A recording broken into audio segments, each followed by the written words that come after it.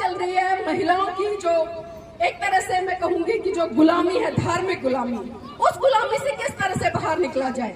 क्योंकि कहीं ना कहीं हम जाने अनजाने में बहुत सारी ऐसी चीजों को आज ढो रहे हैं जिनसे हमारा भला नहीं होता।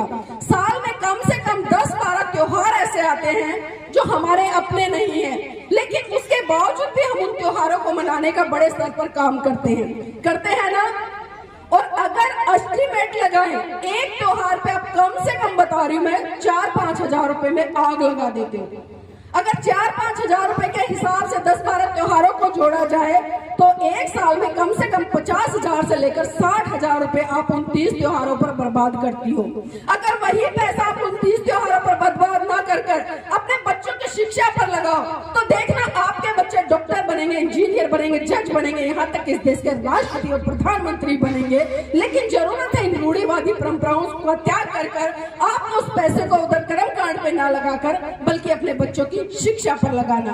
क्योंकि शिक्षा शेरनी का वो दूध है जिसे जो जितना पिएगा उतना दहाड़ेगा। क्योंकि शिक्षा हमें सवाल करना सिखाती है, शिक्षा हमें आंख में आंख डालकर बात करना सिखाती है, शिक्षा हमें कॉन्फिडेंस सिखाती है, शिक्षा हमें तमाम नॉलेज सिखाती है। शिक्षा से हम जब चाहे, जैसे चाहे, जिसके सामने खड़े होकर बड़ी दबंगता से अपनी बात रख सकते हैं।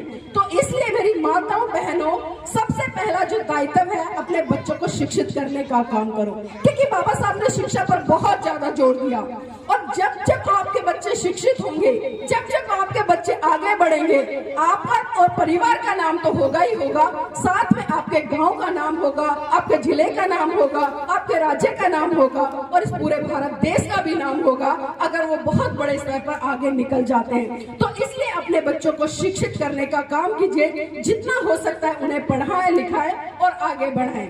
और यहाँ पर बहुत सारी चीजें हैं क्योंकि चर्चा करने के लिए।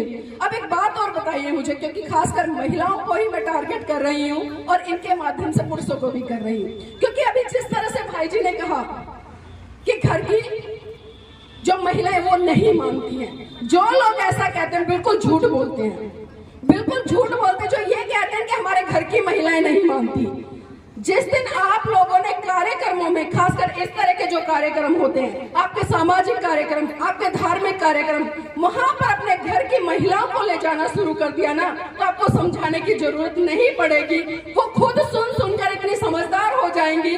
जिन चीजों को वो करती है, जिन कर्म कांडों को वो करती है, उन सभी कर्म कांडों को छोड़कर वो शिक्षित और जागरूक होकर आपके साथ में इस मिशन मूवमेंट के कारवां में आगे बढ़ेंगे और कंधे से कंधा मिलाकर जन जन तक जाकर उसका प्रचार करेंगे। तो इसलिए कहना बंद कर दो कि घर की महिलाएं नहीं मानती हैं, क्योंकि मानना हमारी जिम्मेदारी होती है। और बहुत सारे लोग ये भी कहते हैं संडे है, छुट्टी नहीं है, या घर के बहुत सारे काम है। जब कहीं शादी विवाह होता है तब भी तो आप पूरा परिवार जाता है ना, जाता है ना। क्यों जाते हैं? क्योंकि आपको वहाँ पर 500 या 1000 रुपए देकर आने होते हैं, तो उसका भी तो हिसाब करके आओगे ना बराबर, कि भाई 500 रुपए देके आए तो क्यों ना हम पूरा परिवार चले, एक टाइम का खाना खाकर आ जाएंगे। करते हो ना ऐसा? तो जब आप शादी विवाह में पूरे परिवार को ले जा सकते हो तो क्या मिशन मूवमेंट के कार्यक्रमों में नहीं ले जा सकते? जिस दिन आपने अपने घर की बहन बेटियों को इस तरह के कार्यक्रमों में ले जाना शुरू कर दिया ना, बहुत बड़े स्तर पर बदलाव आ जाएगा। क्योंकि अक्सर हम देखते हैं चाहे सामाजिक आंदोलन हो या धार्मिक आंदोलन हो या फिर राजनीतिक आंदोलन हो, जब तक उसमें समाज की बहन बेटियों की जो भूमिका है वो सक्रिय रूप से सुनिश्चित नहीं होगी, हम किसी भी आंदोलन में सफल नहीं हो पाएंगे, हम किसी भी आंदोलन को नहीं समझ पाएंगे। क्योंकि महिला बहुत अच्छे तरीके से चीजों को मैनेज करना जानती है और अच्छे तरीके से मैनेज करके उनको आगे बढ़ाना जानती है।